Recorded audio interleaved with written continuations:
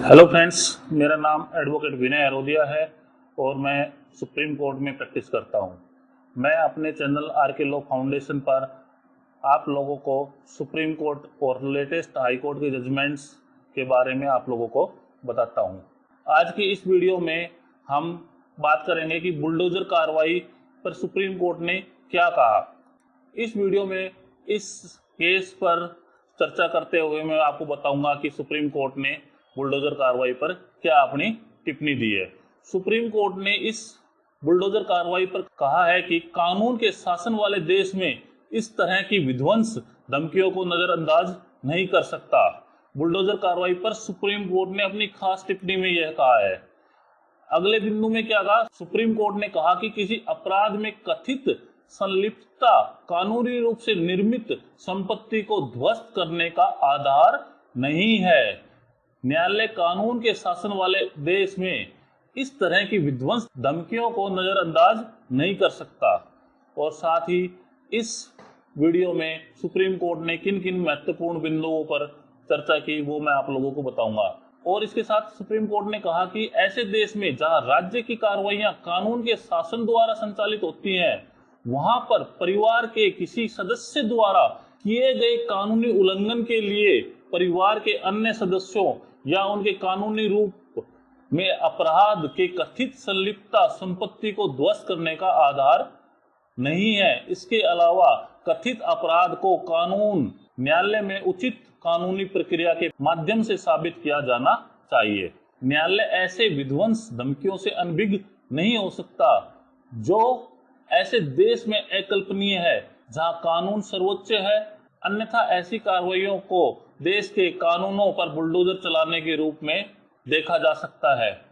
Justice Rishikesh Roy, justice Sudhanshu Dhulia और justice SVN भट्टी की पीठ ने व्यक्ति की याचिका पर 4 सप्ताह में जवाब देने के लिए नोटिस जारी किया, जिसमें परिवार के एक सदस्य के अपराध में कथित रूप से शामिल होने के कारण नगर निगम के अधिकारियों द्वारा उनके परिवार के घर को ध्वस्त करने की संभावना के खिलाफ याचिका दायर की गई। अदालत ने यह निर्देश दिया कि याचिकाकर्ता की संपत्ति के संबंध में यथास्थिति तब तक बनाई रखी जाए जब तक अगले आदेश जारी ना हो।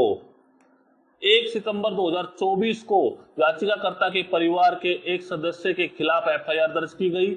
इसके बाद नगर निगम के अधिकारियों के कथित तौर पर याचिकाकर्ता के आवास को ध्वस्त करने की धमकी दी, इसलिए उन्होंने सुप्रीम कोर्ट का दरवाजा खटखटाया। याचिकाकर्ता के लिए सीनियर एडवोकेट इकबाल सैयद ने सुप्रीम कोर्ट में हालिया आदेश पर प्रकाश डाला, जिसमें संकेत दिया कि विध्वंस की इसी तरह की धमकियों से पूरे भारत में कार्रवाइयों के साथ संबोधित किया जाएगा। सैयद ने राजस्व रिकॉर्ड का हवाला दिया, जिसमें दिखाया गया कि याचिकाकर्ता खेड़ा जिले के काठलाल गांव में जमीन का सह मालिक है। उन्होंने 21 अगस्त 2004 को काठलाल ग्राम पंचायत के एक प्रस्ताव का हवाला भी दिया, जिसमें जमीन पर आवासीय घरों के निर्माण की अनुमति दी गई। याचिकाकर्ता ने कहा कि उनका परिवार करीब 2 दशक से इन घरों में रह रहा है।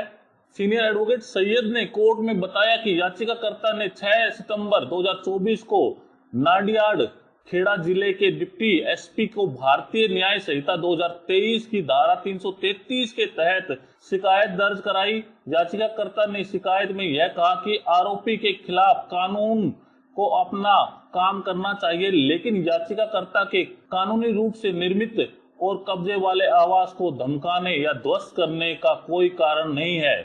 सुप्रीम कोर्ट ने जोर देकर कहा कि किसी भी कथित आपराधिक गतिविधियों को उचित कानूनी प्रक्रिया के जरिए संबोधित किया जाना चाहिए। इस तरह के विध्वंस धमकियां कानून के शासन के विपरीत है। हाल ही में सुप्रीम कोर्ट की अन्य पीठ ने आपराधिक आरोपों के आधार पर संपत्तियों को विध्वंस के बारे में चिंता व्यक्त की थी।